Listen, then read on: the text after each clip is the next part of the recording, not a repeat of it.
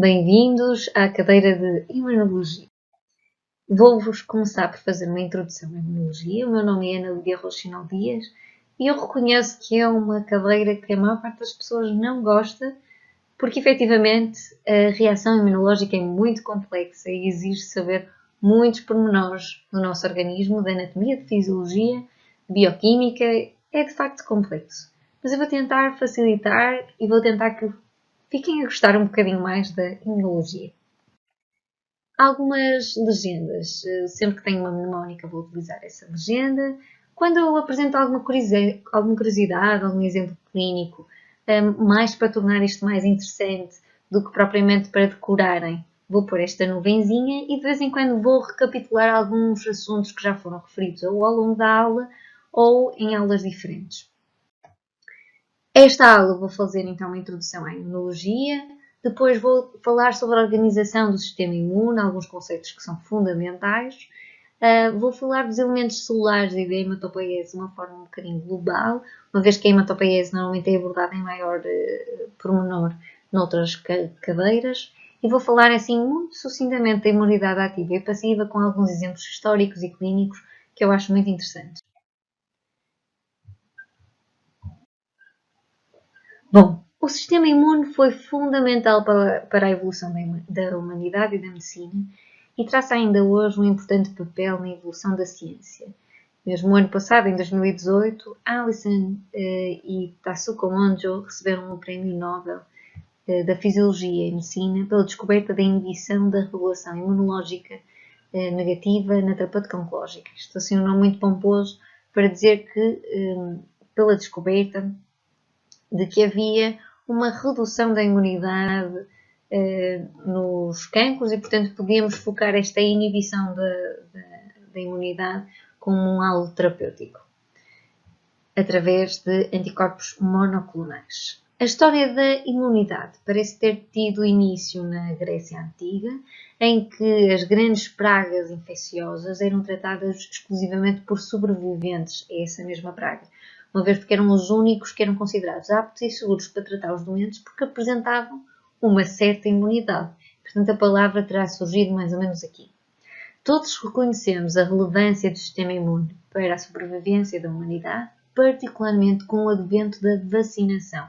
A vacinação surgiu com Pasteur no século XIX. Na verdade, na história moderna, os primeiros relatos de tentativa de induzir imunidade parecem ter sido dados pelos chineses e pelos turcos, mas eu falarei disso quando falarmos da imunidade ativa e passiva, já mais para o final da aula.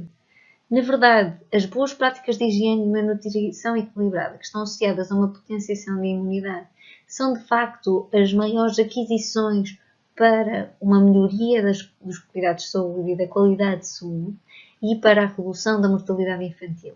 A vacinação foi uma outra grande conquista. Como eu referi, a variolização foi a primeira tentativa de indução da imunidade e que foi descoberta na China e na Turquia no século XV e depois mais tarde importada pelos ingleses, sendo que o último caso descrito de varíola, que foi a primeira doença erradicada, espero que seja a primeira porque espero que venham ainda mais, mas neste momento é a única doença erradicada com a vacinação, sendo que o último caso surgiu em 1977 na Somália. É uma doença erradicada graças à vacinação, contudo, atualmente já não temos imunidade porque já não somos vacinados para a varíola e, portanto, representam um risco de ameaça bioterrorista e existem então alguns laboratórios que ainda produzem vacinas e ainda desenvolvem vacinas, como é o caso dos laboratórios associados ao exército americano. Nos países desenvolvidos, estas conquistas foram muito importantes na redução da mortalidade infantil e foram adquiridos através de uma potenciação de uma imunidade de rebanho. Ou seja, ao vacinarmos uma grande parte das pessoas, nós vamos permitir que mesmo aqueles que não podem ser vacinados tenham uma menor probabilidade de serem expostos àquele agente patogénico, àquele vírus, àquela infecção bacteriana, por exemplo, e, portanto, estamos a fazer uma imunidade de rebanho. Quais são as grandes dificuldades que encontramos hoje na vacinação. Por um lado, a dificuldade na criação de vacinas para patogénios modernos, como é o caso da HIV. Por outro lado, os elevados custos de produção e a instabilidade dos produtos que limitam o acesso universal, sobretudo nos países em desenvolvimento. E nos países desenvolvidos, o que é feito a mais são as fake news e a desinformação em relação à própria vacinação.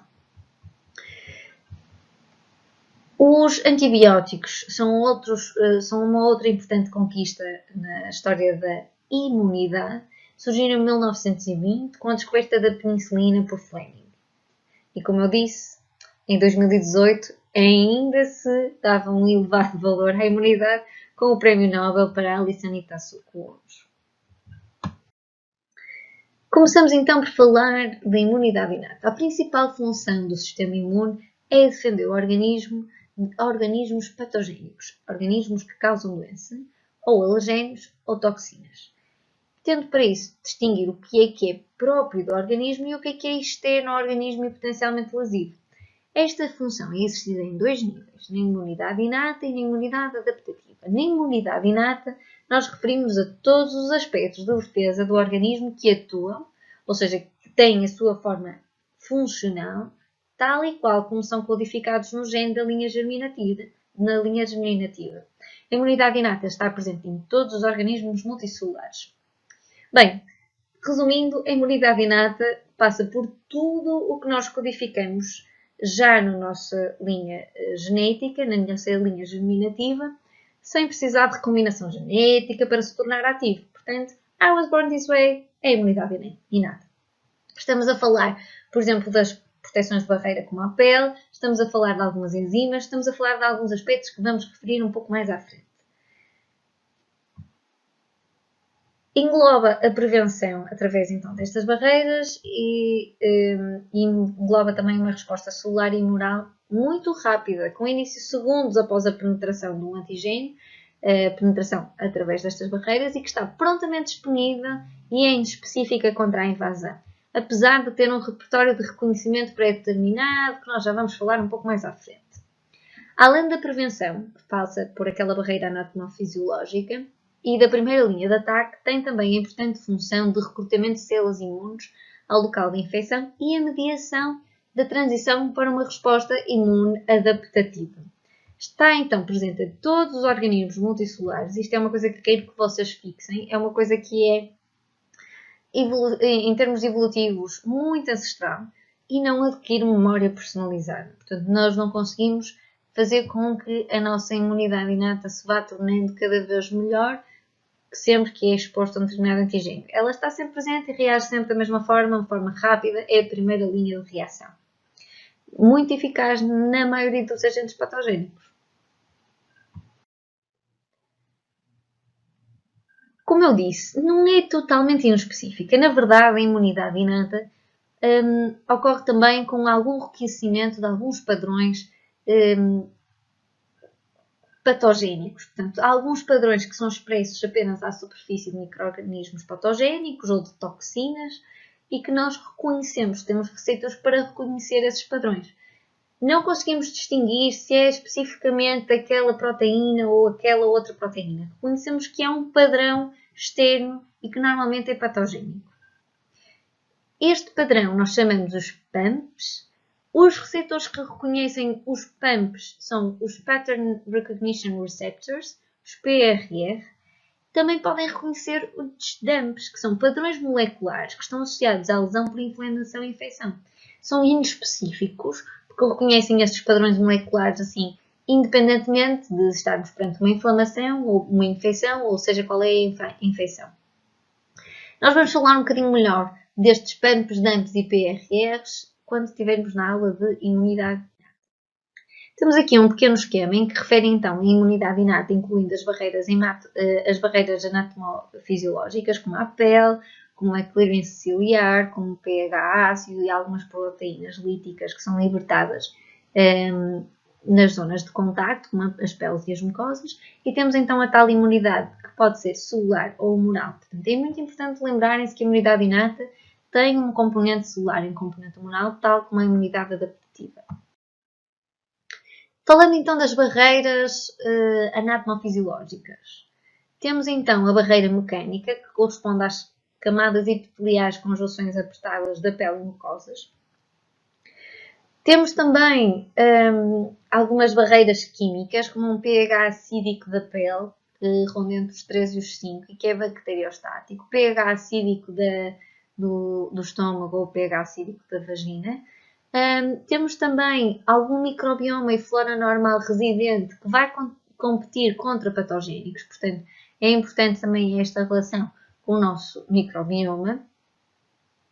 Alguns mecanismos ciliares no epitélio respiratório, a produção de muco ao nível do epitélio respiratório gastrointestinal e geniturinário.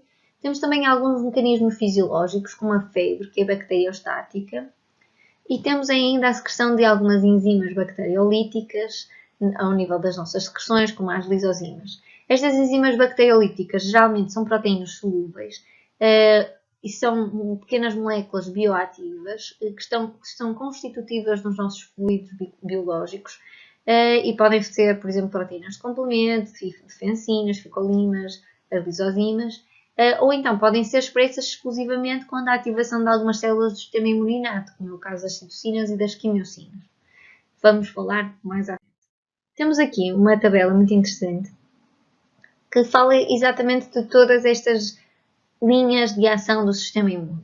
As barreiras anatómicas, fisiológicas, alguns componentes solares, como as células fagocíticas, e alguns componentes humorais, como algumas proteínas e citocinas inflamatórias. Nesta tabela do Kolbe temos alguns dos peptídeos de defesa primária mais importantes.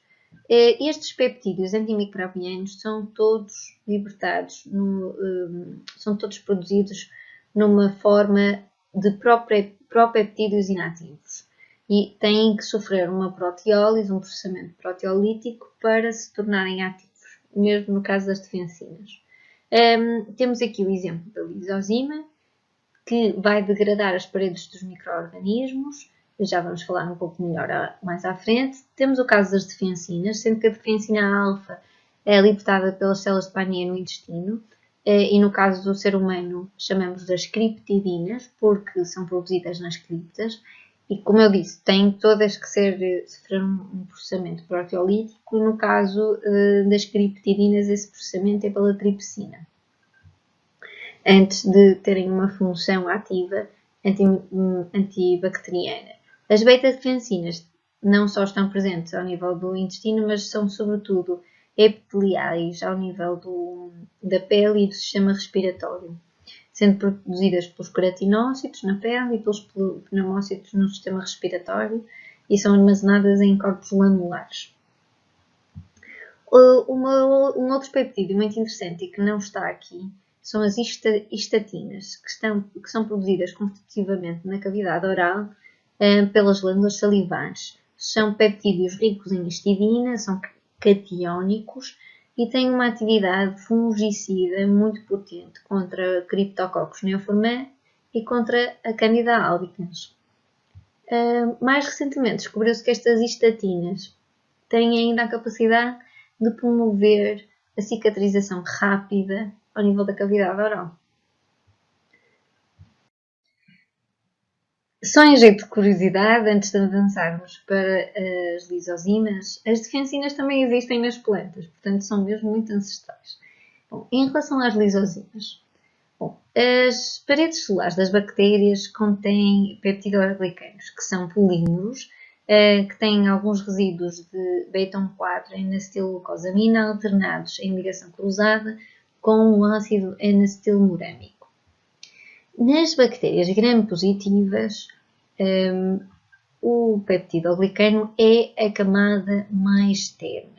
Já nas bactérias gram-negativas, a camada de peptidoglicano é mais fina, mas tem uma proteção com uma membrana lipídica que contém proteínas e lipopolissacarídeo. O lipopolissacarídeo é um composto de uma parte lipídica, o lipídio A, que está associado a um core polissacarídico. Bom, então, a lisozima corta a ligação cruzada entre a N-acetilglucosamina e o ácido N-acetilmurâmico que forma o peptidoglicano.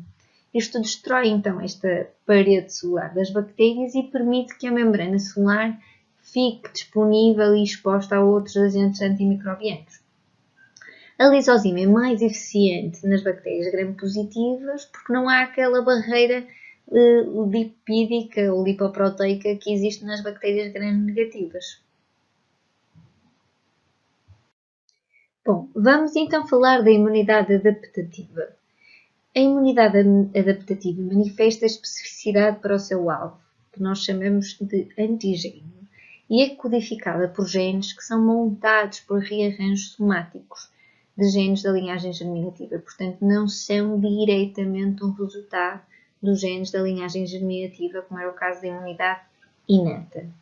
Estes rearranjos vão dar origem às imunoglobulinas dos linfócitos B e aos receptores T dos linfócitos T.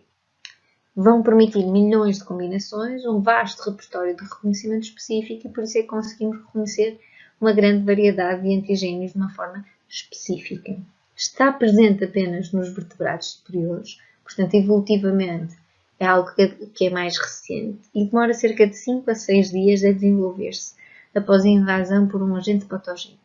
Reconhece, elimina e vai-se recordar deste invasor, portanto, desenvolve uma memória específica para um determinado antigênio e é orquestrada, sobretudo, por linfócitos B e T.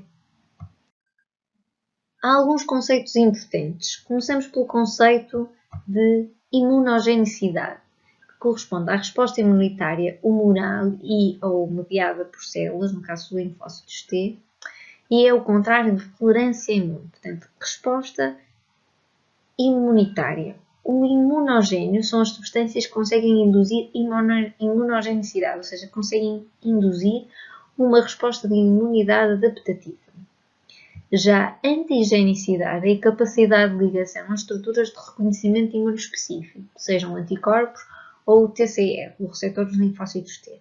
Os antigénios são então substâncias que se ligam e induzem a produção de imunoglobulinas ou que se ligam aos TCR.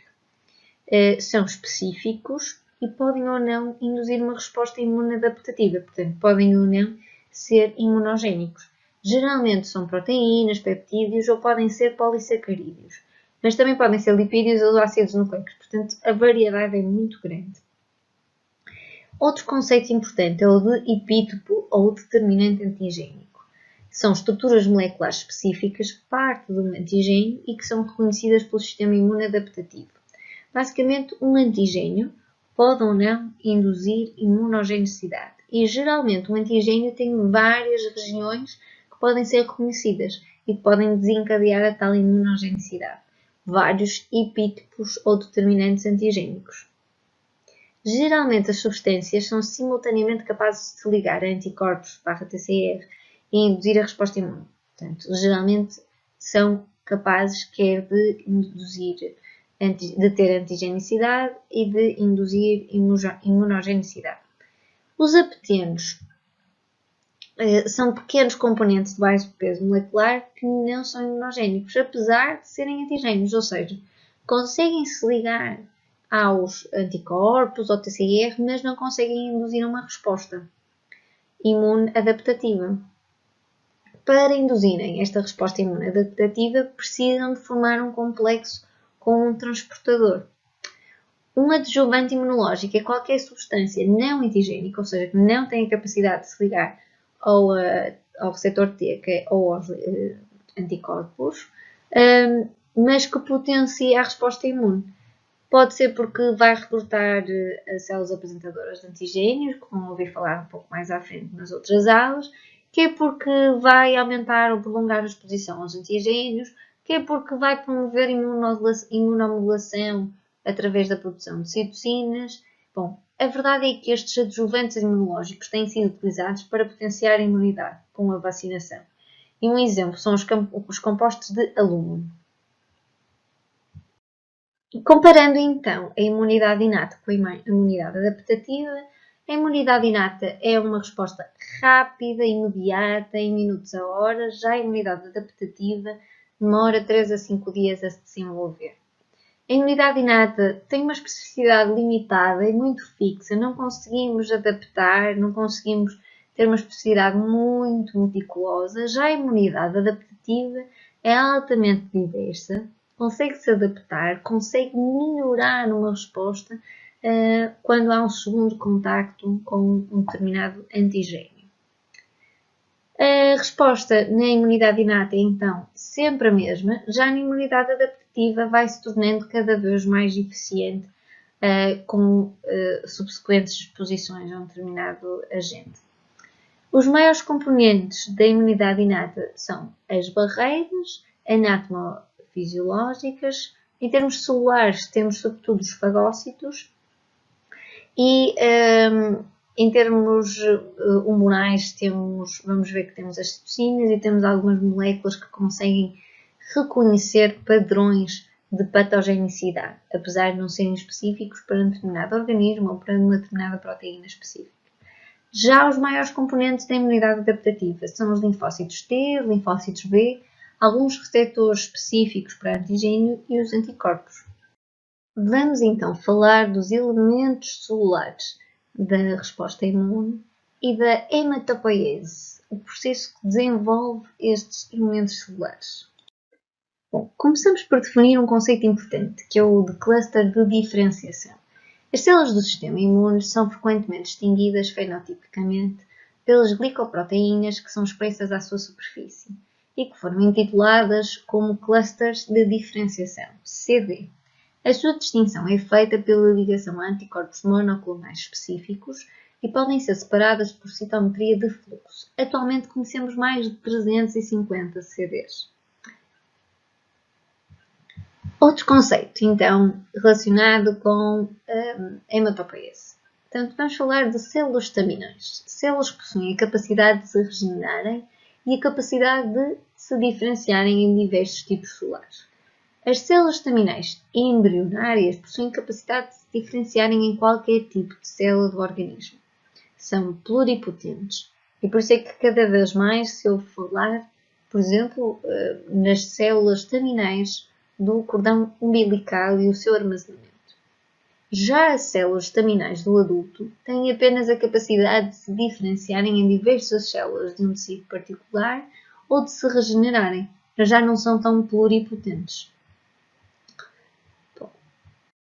As células estaminais hematopoéticas ou hematopoietic stem cells são células estaminais do adulto específicas para a produção de células sanguíneas. São raras, existindo apenas uma por cada 5 vezes 10 elevado à quarta células da medula óssea, portanto são muito raras. No organismo em homeostasia, a maioria encontra-se quiescente. Com a idade, o número destas hematopoietic stem cells vai diminuindo e a medula óssea vai sendo substituída por gordura. Estas células hematopoieticas estaminais não produzem, não têm CDs ou cluster differentiation de células maduras e possuem proteínas de superfície que são específicas, como é o caso do CD34, o C-KIT e o CCA1. Uma maneira de tentar decorar um bocadinho isto vai ser: sou estaminal e tenho 34 gatinhos caninados. Todas as células da linhagem hematopoética precisam do fator de transcrição GATA2 e o regulador de transcrição é o BMI1, que é essencial para a capacidade de regeneração das hematopoietic stem cells. Podemos encontrar células hematopoéticas estaminais na medula óssea, na placenta e algumas estão até a circular no sangue periférico. Portanto, para decorar, sou estaminal, tenho 34 gatinhos escandinavos, 2 são simesas e 1 tem excelente BMI. Portanto, CD34, GATA2, gatinhos, 2 são simesas, com um excelente BMI, BMI1, e o C-KIT também nos ajuda nos kitten, nos gatinhos, e o SCA para escandinavos. As células hematopoéticas estaminais dividem-se em precursores da linhagem linfóide ou precursores da linhagem mieloide. O progenitor mieloide comum dá origem a diferentes granulócitos, megacariócitos, que dão origem a plaquetas, e eritrócitos, ou o precursor de eritrócitos, a partir das unidades formadoras de colónias para cada uma destas sublinhagens. A linhagem de granulócitos apresenta importantes funções na resposta imune do ser humano. Todos os granulócitos contêm núcleos multilobados e são assim intitulados porque possuem grânulos no seu citoplasma contendo importantes mediadores imunes. As células dendríticas são as mais potentes células apresentadoras de antigénios, ou APCs, e representam uma vasta classe de células que estão presentes na maioria dos tecidos do organismo e em elevadas concentrações nos tecidos linfóides. Estas células expressam tanto moléculas MHC1 como MHC2 e parecem desenvolver-se a partir de um precursor distinto, que expressa um receptor específico, o FMS-like tyrosine kinase receptor 3, FLT3. É muito importante este receptor para a distinção então do progenitor das células dendríticas. Este precursor pode derivar quer da linhagem linfóide, quer da linhagem mieloide e dá origem a células dendríticas clássicas e células dendríticas plasmocitoides, que são células com capacidade de produção elevada de interferão do tipo 1, tendo um papel importante no combate a infecções víricas e na autoimunidade. As células dendríticas clássicas também se podem originar a partir de precursores monocitários. Estas são as principais células, então, envolvidas na comunicação entre a imunidade inata e a imunidade adquirida, as células dendríticas. Eu referi aqui o conceito MHC, portanto vou referir um bocadinho melhor e vou explicar o que é isto do MHC, uma vez que estamos na primeira aula de imunologia. MHC, portanto, as moléculas MHC, também chamadas antigénios HLA, são glicoproteínas de superfície que se ligam a peptídeos, fragmentos de proteínas sintetizados dentro da célula, no caso dos MHC1, ou a peptídeos ou fragmentos de peptídeos ingeridos pelas células e processados por proteólise, MHC2. Qualquer célula com moléculas MHC tem potencial para ser apresentadora de antigénios.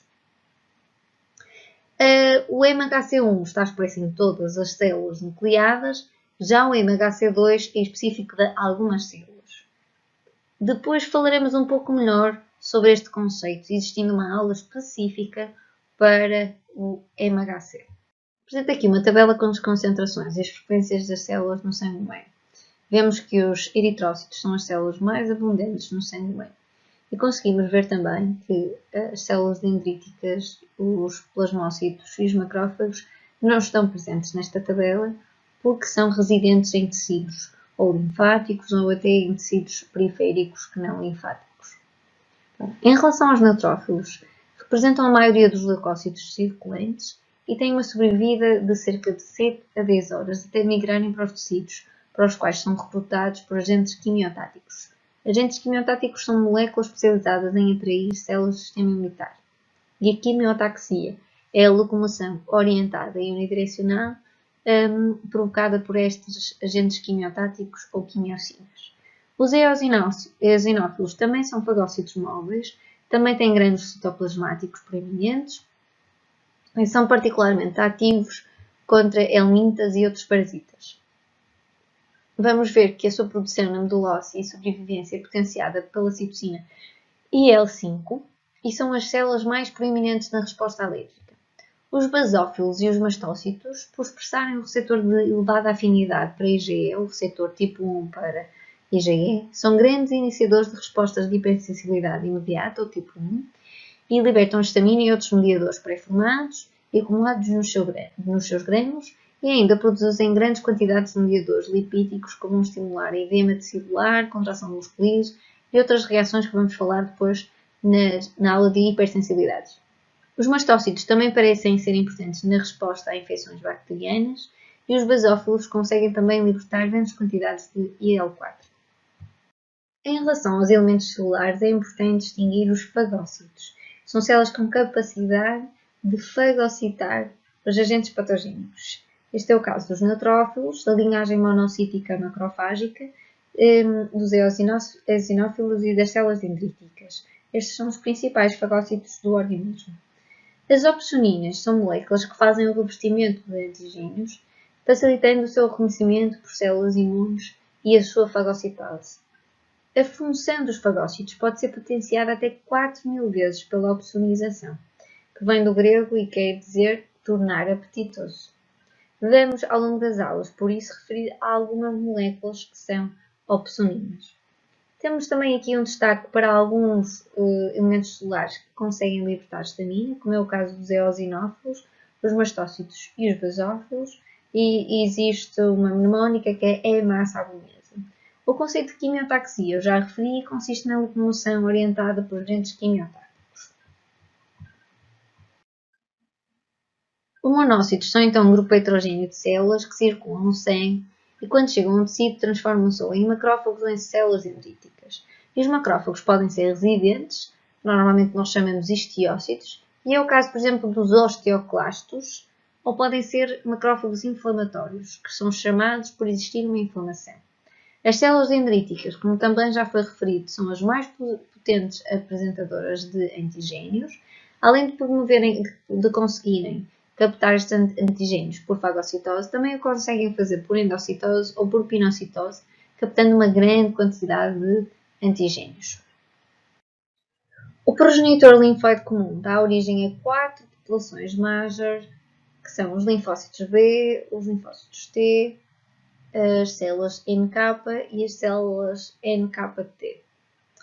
Os linfócitos B têm imunoglobulinas de superfície, os linfócitos T têm um receptor TCR, que é uma proteína heterodimérica transmembranar que se liga a antigénios processados apresentados por células apresentadoras de antigénios.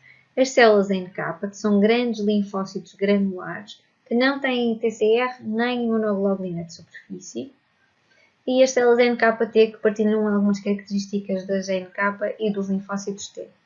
A linhagem linfocitária possui um núcleo oval ou redondo, ao contrário do que tínhamos visto para os granulócitos.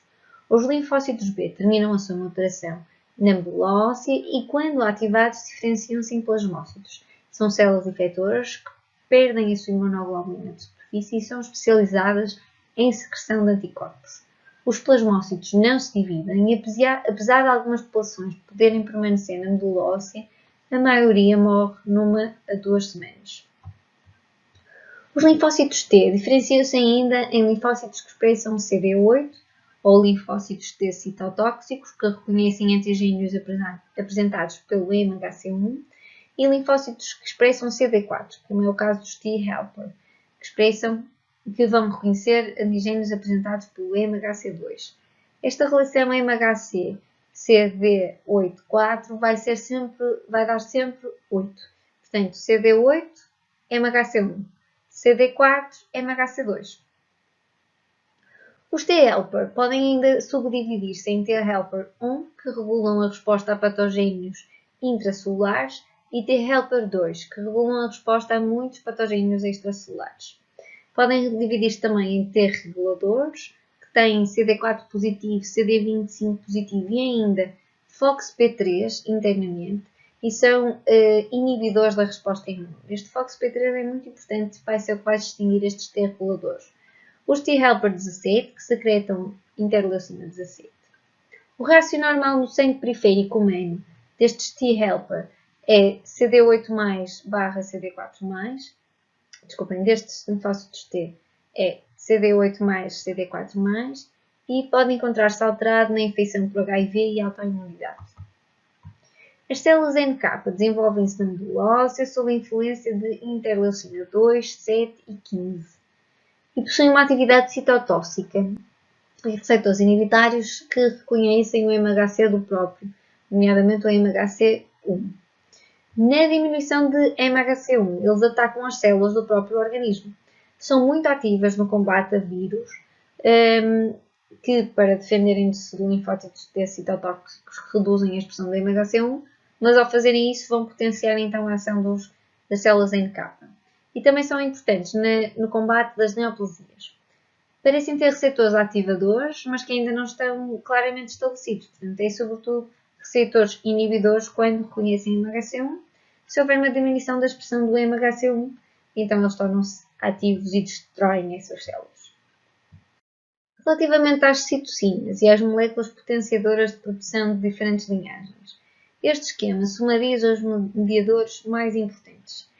Ora, vejamos. Temos, então, no topo a célula hematopoética estaminal e vemos que a trombopoietina está aqui relacionada, sobretudo, com a linhagem mieloide e, sobretudo, com a linhagem plaquetária. Portanto, há aqui uma promoção de megacariócitos e de plaquetas. A eritropoietina e a interleucina 3 está relacionada, sobretudo, com a linhagem eritroide, dentro da linhagem mieloide. Temos também que o GM-CSF é um potente indutor da proliferação de granulócitos, da linhagem granulocítica monocito-macrofágica, mas sobretudo da linhagem dos granulócitos. Mais uma vez, aqui para os basófilos e para os mastócitos temos a interleucina 3 e para os eosinófilos, muito importante, temos a interleucina 5, que vamos falar muito quando estivermos a falar das reações de hipersensibilidade do tipo 1. Já na linhagem linfocítica, temos o IL-7, ou interleucina 7, como um importante mediador de produção desta linhagem. Depois, nos linfócitos B, temos o IL-4 e nos linfócitos T temos o IL-2, especificamente para as natural killer, temos a IL-15. Portanto, estas são as interleucinas mais importantes e que vão ser referidas novamente mais adiante noutras aulas. Em jeito de resumo, temos então um quadro comparativo entre a imunidade inata e a imunidade adaptativa. A imunidade inata, a primeira linha de defesa do organismo, rápida, imediata e específica, não produz memória. Os principais componentes celulares são os fagócitos e as células natural killer. Tem alguns componentes solúveis, humorais, que são os peptídeos antimicrobianos, algumas proteínas e alguns mediadores. Tem uma perfeita discriminação entre o self e o não-self, mas não conseguem ser específicos para um determinado micro-organismo ou para um determinado patogénico. Tem uma diversidade limitada, desculpem, contrariamente à imunidade adaptativa, que tem uma capacidade altamente diversa e altamente específica, e apesar de terem uma muito boa discriminação entre o próprio e o não próprio, são sobretudo a imunidade que está relacionada com a autoimunidade e, portanto, nem sempre é muito perfeita a fazer essa distinção entre o que é externo ao organismo e o que é que pertence ao próprio organismo. Os mediadores humorais são os anticorpos e as citocinas, e os mediadores celulares são os linfócitos B, T e as células apresentadoras de antigênio, que na verdade fazem aqui uma relação entre a imunidade inata e a imunidade adaptativa. A imunidade ativa foi o primeiro tipo de imunidade que foi estudado. Na verdade, começou então com o estudo da imunidade contra a varíola, no século XV, com a variolização pelos chineses e turcos. Basicamente, eles pegavam em crostas de vesículas secas, portanto, em crostas secas de vesículas de doentes que tinham varíola e inoculavam, raspavam a pele e colocavam essas crostas secas nas outras pessoas para que elas produzissem imunidade contra a varíola e, portanto, não falecessem com esta doença.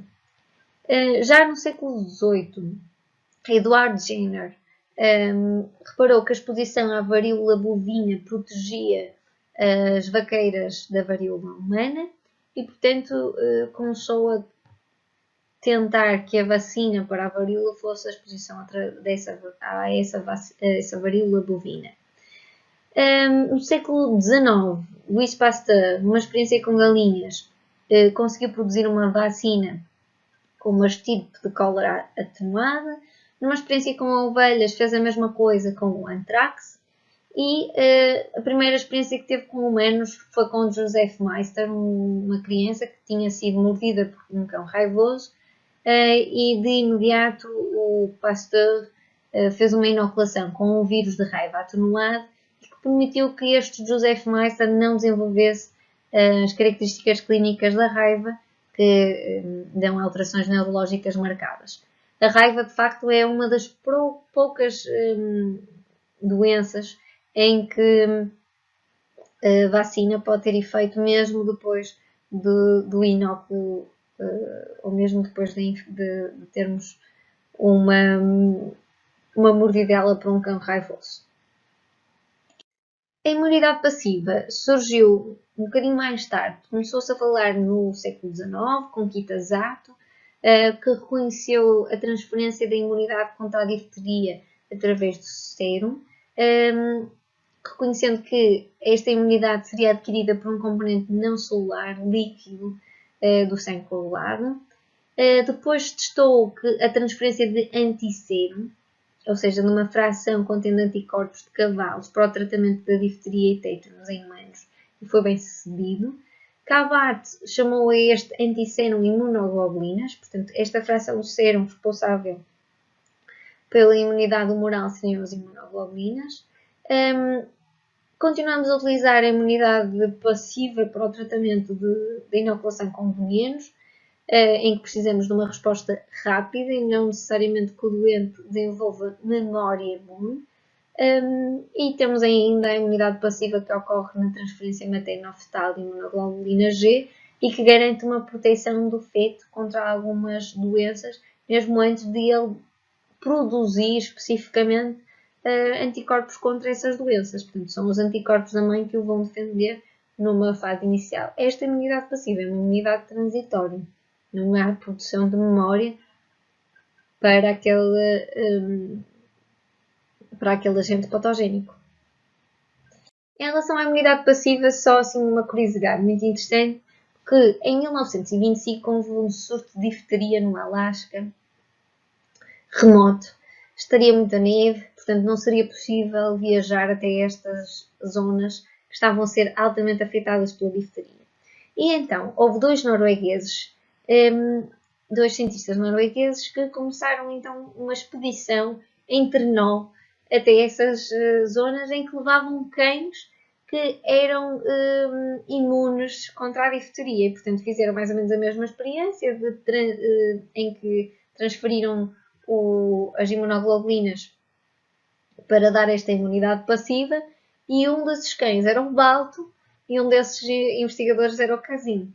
O Balto foi tão importante que existe uma estátua no Central Park em Nova York deste cão. Portanto, um dia que que estejam em Nova York a passear no Central Park e virem a estátua do Balto, já conseguem fazer um brilharete e saber porque é que ela está lá. Outro conceito importante na imunidade passiva é a imunoglobulina intravenosa, que corresponde a um preparado retirado do plasma de milhares de doadores.